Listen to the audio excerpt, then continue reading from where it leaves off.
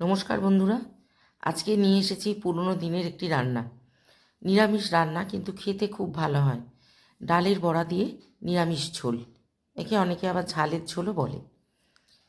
আর যে কোনো সবজি থাকলেই বাড়িতে এই রান্নাটা করে নেওয়া যায়। আর এই রান্নাটায় অবশ্যই ডালের বড়া দিতে হবে। ডালের বড়া দিয়ে রান্নাটা করলে খেতে ভালো হয়।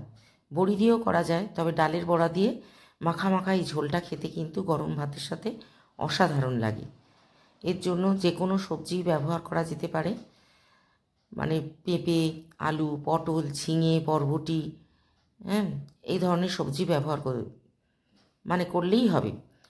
আমার বাড়িতে যা সবজি ছিল আমি তাই করেছি। আলু, পটল, ঝিঙে, টমেটো, আর আমি দিয়েছি একটু কুমড়ো শাক, কচি কুমড়ো শাক। আর ডালটাকে ভিজিয়ে রেখেছিলাম ভালো করে ধুয়ে।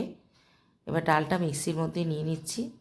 আর এর মধ্যে টেস্টের জন্য, যাতে বড়াটা ভালো টেস্ট হয়, এর জন্য 2টো কাঁচা লঙ্কা আর কিছু মশলা যোগ করছি।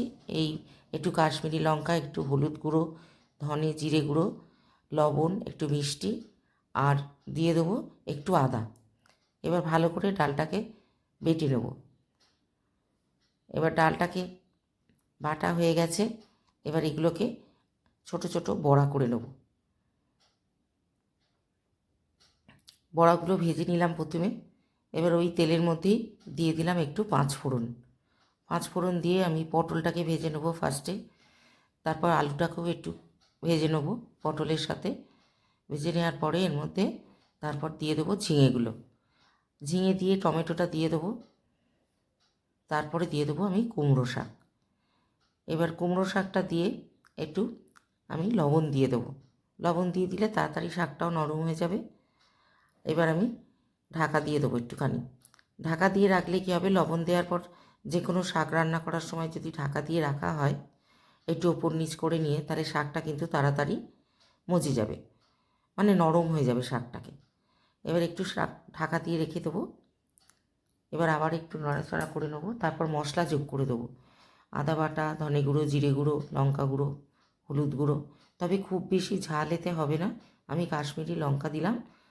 আর এই রান্নাতে একটু গোলমরিচ দিলে খেতে ভালো হয়। গোলমরিচের ফ্লেভারটাও ভালো হয়, আর গোলমরিচ খাওয়াও এই নিরামিষ ঝোলে বা তরকারিতে উপকারও। এবার ঝোলটা হয়ে গেছে, আমি এবার বড়াগুলো দিয়ে দিলাম। এবার বড়াগুলো দিয়ে ভালো করে মিশিয়ে নিতে হবে। বড়াগুলো ভালো করে মিশিয়ে নিলাম। বড়াগুলো দিয়ে একটু ফুটতে দিতে হবে, তাহলে বড়ার ভেতরে নুন মিষ্টি বা রসটা ভালো করে ঢুকে যাবে ঝোলের, আর খেতেও ভালো হবে বড়াগুলো।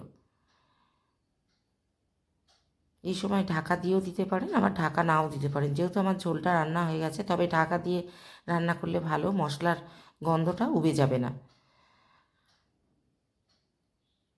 এবার নামাবার আগে একটু ভাজা মশলা, ঘরে করা আমার ভাজা মশলা ছিল, ঝোলের মশলা, সেটা একটু দিয়ে দিলাম।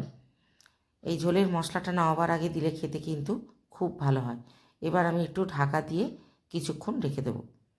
মশলাটা দিয়েছি তাই ঢাকা দিয়ে কিছুক্ষণ রেখে দিলে টেস্টটা ভালো হবে। আমি অফ করে দিলাম। এবার এটা ঢেলে নেব এবং গরম গরম ভাতের সাথে এটা পরিবেশন করব। একবার করে দেখতে পারেন, খেতে কিন্তু অসাধারণ হয়। আর কুমড়ো শাক দেওয়ার জন্য এটা কিন্তু ঝোলটার টেস্টটা কিন্তু খুব ভালো হয়েছে। আর কুমড়ো শাক না দিয়েও করা যায়, কিন্তু কুমড়ো শাকের জন্য কিন্তু খুব ভালো হয়েছে। এটা লাল শাক, বড় বড় যে লাল নোটে শাক, সেই নোটে শাকের ডাঁটাও কিন্তু এই ঝোলে দেওয়া যায়, তাহলেও কিন্তু খেতে ভালো হয়। আজকে ভিডিওটা এখানেই শেষ করছি। সকলে ভালো থাকবেন, সুস্থ থাকবেন, আবারও দেখা হবে। নমস্কার।